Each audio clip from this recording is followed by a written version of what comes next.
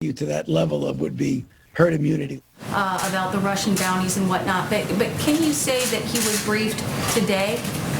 Look, I'll say this, that the U.S. receives thousands of reports a day on intelligence, and they are subject to strict scrutiny. While the White House does not routinely comment on alleged intelligence or internal deliberations, the CIA director, NSA, National Security Advisor, and the Chief of Staff can all confirm that neither the President nor the Vice President were briefed on the alleged Russian bounty intelligence. But has he been since briefed, since all of these reports came out? So let me back up and say this, that there is no consensus within the intelligence community on these allegations, and in effect there are dissenting opinions from some in the intelligence community with regards to the veracity of what's being reported, and the veracity of the underlying allegations continue to be evaluated. And one more question, if I could.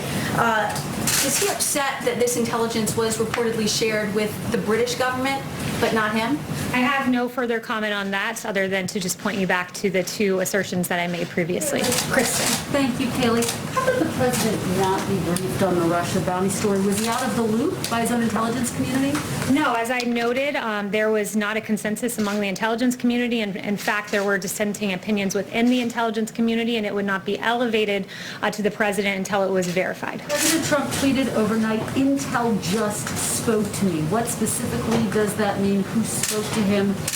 Did that person, in fact, give the president a full briefing in that conversation? So I have no further details on the president's private correspondence. Tell us who's coming to the White House today and who's going to brief those lawmakers. So what I can tell you about that is that last night the Chief of Staff, Mark Meadows, called both Senator McConnell and Congressman Hoyer and said that he would be briefing 8 members from the committees of jurisdiction.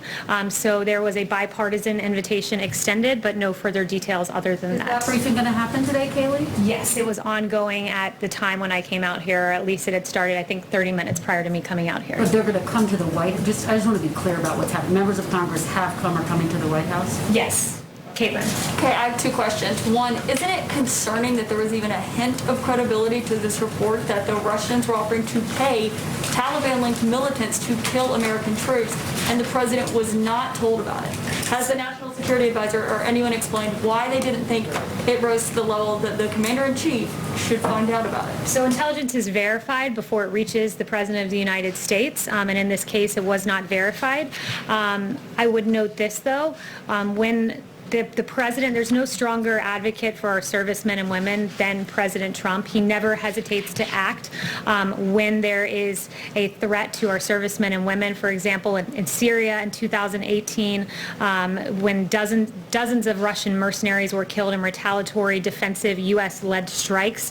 So when our adversaries have directly targeted U.S. or coalition partners, the president has not hesitated to act, but this was not briefed up to the president because it was not, in fact, verified. So I understand it has to be verified, but not everything in his daily briefings or in the presidential daily brief that's the written document is airtight. They let the president know about what they are hearing. That's why it's intelligence. So why would that not have been something that rose to that level if, we're sharing it with other countries? The National Security Council and the intelligence community constantly evaluate intelligence reports, and they brief the president as necessary. Okay, so my other question is, if this does be borne out to where the president believes that it is true, what is he going to do to hold Russia accountable? And is he still going to invite Vladimir Putin to the G7, G8, whatever he's thinking of having in the fall? I won't speculate on whether this intelligence is verified or not verified, and I won't get ahead of the president on further actions, but I would just point out that no one... are not disputing that this is not true. No one... There are dissenting opinions within the intelligence community, and I can confirm with you right now that there's no consensus within the intelligence community on these allegations.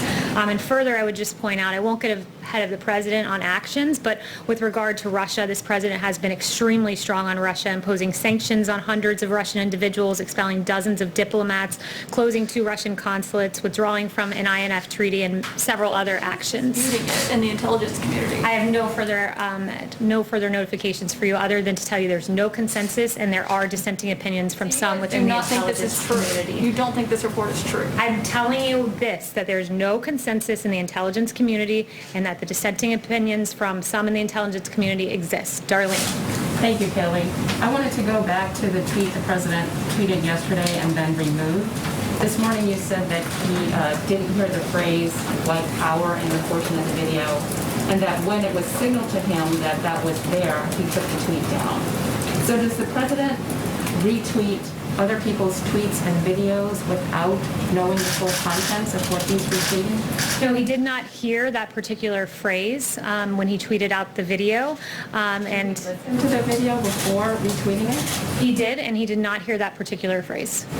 Also, given your opening, do you have any comment on Mississippi taking steps to remove the Confederate emblem from the state flag? I would say that that's a decision for Mississippi to make, and it's commendable that they took this action in a lawful manner and took the appropriate steps rather than trying to tear down statues and monuments. Thanks, Kayleigh. One follow-up on the Russia and then one on another issue. Does the president have a specific message for Moscow given these reports? A specific message for Moscow? No, because he has not been briefed on the matter. As I noted, there's no consensus among the intelligence community, and there are, in fact, dissenting opinions. All right. And on a separate issue, Jacksonville, Florida today apparently is issuing a mask order. That, of course, is where at least part of the RNC will be held later this summer. Has the president's thinking about wearing a mask changed at all, given that order and given the increased coronavirus cases in Texas, Florida, Arizona, and elsewhere? So I talked to the president before coming out here. It's his choice to wear a mask. It's the personal choice of any individual as to whether to wear a mask or not. He encourages people to make whatever decision is best for their safety, but he did say to me he has no problem with masks and to do whatever your local jurisdiction requests of you. Yes. Thanks, Kayleigh. There have been reports that some American service members actually were killed as a result of this Russian bounty. What information do you have on that? Look, again, I'm pointing you back to the fact that there's no consensus within the intelligence community. And I would also note that for those of you that are always taking the New York Times at their word, they erroneously reported that the president was briefed on this. He was not briefed on this, and neither was the vice president. So before buying into full-fledged a narrative from the New York Times that falsely stated something about the president, that you would wait for the facts to come out. And note, once again, there's no consensus in the intel community, and in fact, there are dissenting opinions from some within it. But So you say that he wasn't briefed. Does that mean it wasn't in the PDB either? He was not personally briefed on the matter. That is all I can share with you today, is that both the CIA director, the national security advisor, and the chief of staff can all confirm neither the president or the vice president was briefed. Okay, I have a coronavirus question as well, Sure. please. Secretary Azar said that the window is closing. This is, cases are on the rise. This is a very serious time. Obviously, the vice president held a briefing on Friday. What is the president's message to the American people, and why aren't we seeing him publicly talk to the public, encourage them to do things to stay safe? I would note that there was a whole coronavirus task force briefing on Friday where all of these questions that the American public had were addressed. We're encouraged to see that fatalities are coming down, that this Sunday, I believe, we had our lowest fatality rate since, I believe it was March 22nd, so late March. What that signals to us is we're catching people in the communities. The people who are being infected tend to be those, as Vice President Pence has noted, half of those testing positive are under the age of 35. This means we're catching people in their communities. We're aware that there are embers that need to be put out, but these signs of a decreasing fatality, increased and enhanced therapeutics that we've identified, 4 of them, dexamethasone, convalescent plasma, and remdesivir, and one other, that they are working. Remdesivir in particular reduces hospital time by 1/3. So these things make us uniquely equipped to handle the increase in cases that we've seen. Yes, Brian. Kayleigh, there's a national conversation going on right now about the proper place of symbols of the Confederacy, statues, memorials, names, and the president has repeatedly inserted himself into this debate. And I think a lot of people are trying to understand what his view of memorializing the Confederacy is and the proper place of the Confederate flag. So a couple questions. One, does President Trump believe that it was a good thing that the South lost the Civil War? And then 2, is he interested in following NASCAR's example and banning the Confederate flag at his own events? Well, your first question is absolutely absurd. He's proud of the United States of America.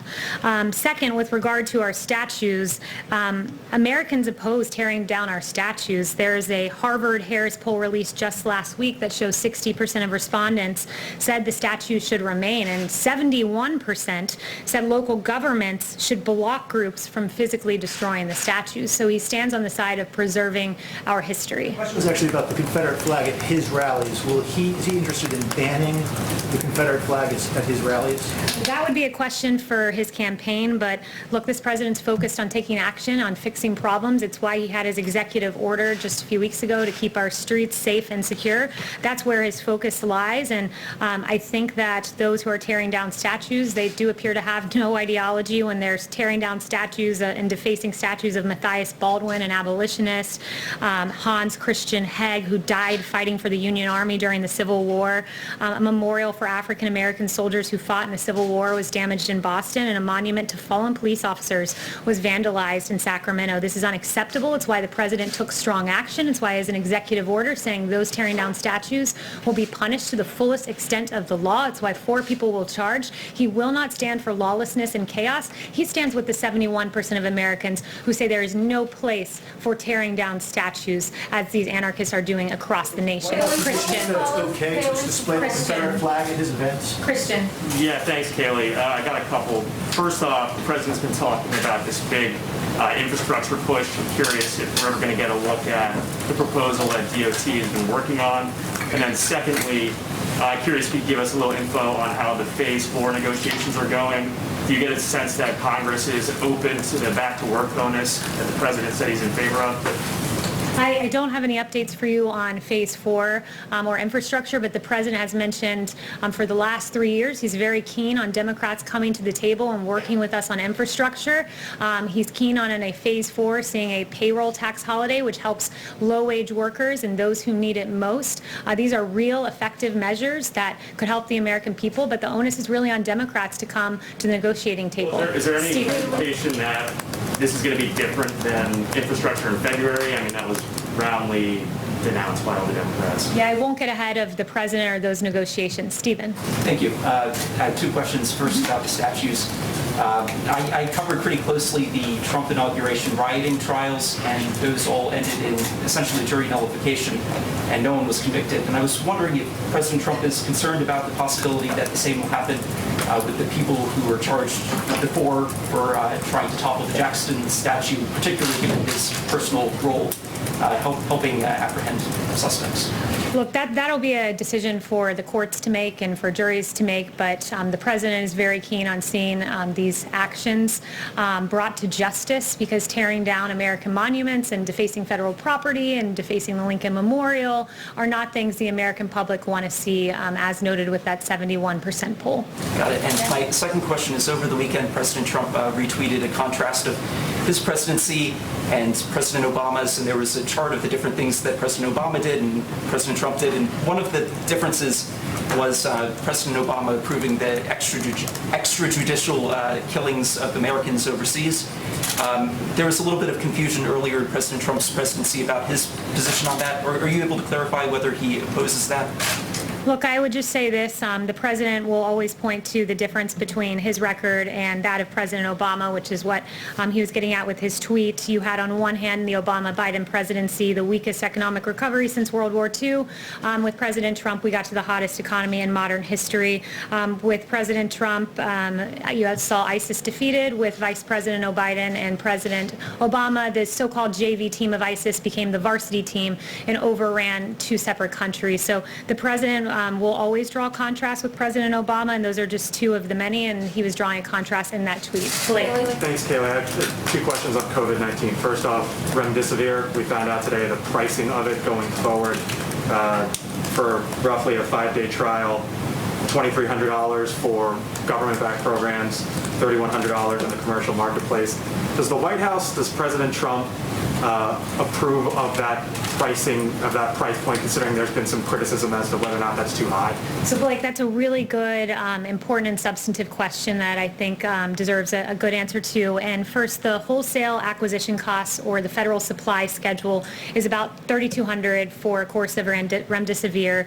But remdesivir is an inpatient drug done by infusion, and because it's an inpatient drug, the patient would be very unlikely to see the cost of the drug and to pay the cost of the drug, because the way that hospitals get reimbursed for inpatient drugs is that they are paid flat fees for admission. And as Secretary Azar explained to me, this means in layman terms that hospitals have to eat the cost of treatment used. But if they buy remdesivir for, let's say, $3,200, which is the wholesale acquisition cost, and that remdesivir drug saves that patient time in the hospital, they only spend a third of the time in the hospital as a patient without remdesivir, that would mean that the hospitals are actually profiting because they're getting the patient out early. So that basically all comes down to saying that the patient will not see that cost. With the price point. Right. And then secondly, just picking up what Jeff had asked about masks. You said the president had no problem with masks and that individuals should do whatever their local jurisdiction requests. However, the HHS Secretary Alex Azar said this weekend, quote, "We've got to practice social distancing. We've got to use face coverings when we can't practice social distancing."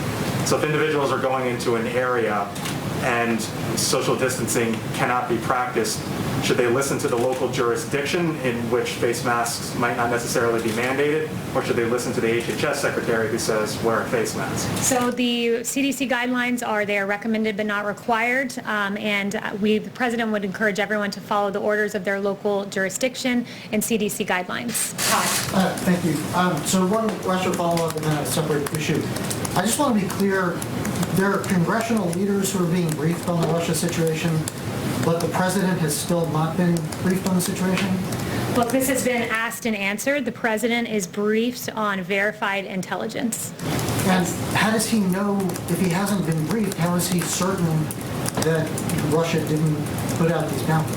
The president is briefed on verified intelligence, and again, I would just point you back to the absolutely irresponsible decision of the New York Times to falsely report that he was briefed on something that he in fact was not briefed on.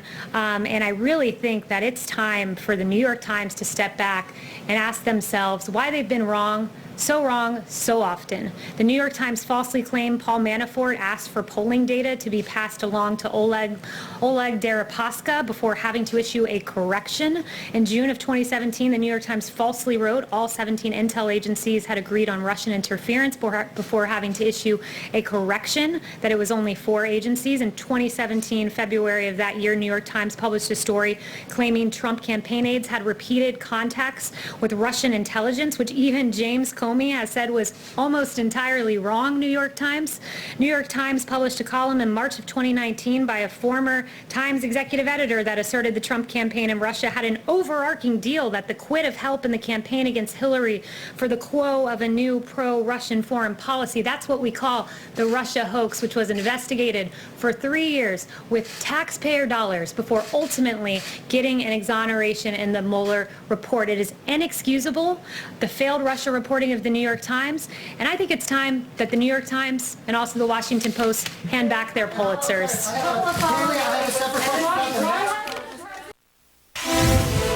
Breaking news, a source tells CNN's Barbara Starr that intelligence on a Russian plot to put a bounty on U.S. troops was included in the president's daily briefing earlier this year. We're joined now by Republican Congressman Adam Kinzinger. Congressman Kinzinger, I guess first of all, what is your reaction to that new reporting that we have coming in just in the last several minutes, that this information about bounties, Russian bounties on U.S. troops in Afghanistan was included in the presidential's daily brief? Well, the question is, was it in the briefing book or was it briefed to him? Because it's two separate things. You have a briefing book that goes out every day. It goes to cabinet level folks. And then typically what happens, as I understand it, I've never worked in the White House, is these intel agencies then basically take the most important parts of that and brief it verbally to the president. So that's the question. Everything I understand is that the president was not briefed about this. Now, If it was in his book, that's one thing, and maybe he didn't read it. Most presidents don't read the entire book every day. They rely on intel to brief them. So I think there's probably a lot more to that than just what the headline sounds like. And Congressman, you were one of 8 Republican lawmakers briefed on this intelligence today. You said that this shouldn't have risen to the president's level at that point because there was conflicting intelligence. But shouldn't the commander-in-chief be briefed about a threat to U.S. troops, Russian bounties on U.S. troops, even if the intelligence gathering is still in progress or if there is conflicting information? It sounds serious enough where it should rise to the level of telling the president. Yeah, so I don't think it shouldn't have been told to the president, but what I said and what I meant, if I didn't quite say it right, is there was conflicting evidence. So that's where you have to make a decision, especially on something as big as Russia. Do you want to present the president with the idea that Russia's put bounties out on U.S. troops if you don't fully know yet and if there's conflicting intelligence, or is it better to gather the rest of that? We're in a gathering phase, and now with this story out there, obviously I think some of those trails may be wiped up if in fact it's true. And so, but I think that's a question for who makes the decisions to brief the president on what. That's typically a career person, but it's not a scandal in the point of the president knew and he didn't do anything about it. The real issue here, though, is if it's true, and we know, Do you know that to the be the Russians case, have meddled Congressman, in that the president Afghanistan. did not know about it? Yeah, I mean, that's what I've been told. If I was told inaccurately, then no. But I think he wasn't briefed on it, that's for sure, and from what I'm told. So, but I do know that, look, if the Russians, in fact, and they have meddled in Afghanistan for quite some time, if they were doing this, let's let this come out, and then the president needs to take aggressive action at that point. But you can't really do it if you don't know. Right, but don't you think that this is so serious, Congressman, the Russians putting bounties on U.S. troops in Afghanistan? If you were in that situation, wouldn't you have briefed the president about this? Yeah, quite possibly. I mean, I'm a Russia hawk, right? But I also know what the intelligence was. I know what the conflicts were. I obviously can't say them here. And I can tell you it's a tough decision that you have to make at that point, because it's not just cut and dry. It's not, you're not reading Vladimir Putin's book where he wrote that he's put a bounty out. There's an art to this. So the question is, when do you bring it up? That was a decision made not by the president, not by anybody political, by career people who make the decision on what they want to highlight to the president. So, and let me ask you this, Congressman, because you were among the Republicans who were briefed on this earlier today. How is it that no Democratic lawmakers were briefed on this? Doesn't that politicize this entire situation when the Republicans in the House up on Capitol Hill are briefed on this before Democrats? Yeah, you'll have to ask Steny Hoyer, because last night Mark Meadows called him and invited him to the briefing and to do a briefing. In fact, I guess they're now doing it tomorrow morning. But as of our briefing, he made it clear that he hadn't heard back from Steny Hoyer. So, look, if somebody wants to use this as a political thing, it's fine. Everything's political nowadays. Where I'm at is we need to let this process work and get to an answer. You say everything is political nowadays, but there's nothing political about the Russians putting bounties that's my on point. the heads of U.S. Forces in Afghanistan. Isn't this the type of situation where it shouldn't be red state versus blue state? I fully agree. The Republicans and Democrats should have been brought up to the White House and briefed on this. I fully agree. We were brought up, the Democrats were offered, and they didn't go. Steny Hoyer didn't respond. That's a question for him. It's not a question for me. From what I understand, too, they've now decided to do it tomorrow morning. So hopefully they see the same thing we did, and we'll all come out and look at this and say we're united against any Russian threat to the United States. And you feel the president is in that category as well? Yeah, I certainly hope so. All right, Congressman Adam Kinzinger, we hope so too. Thank you very much for joining us. More news just ahead.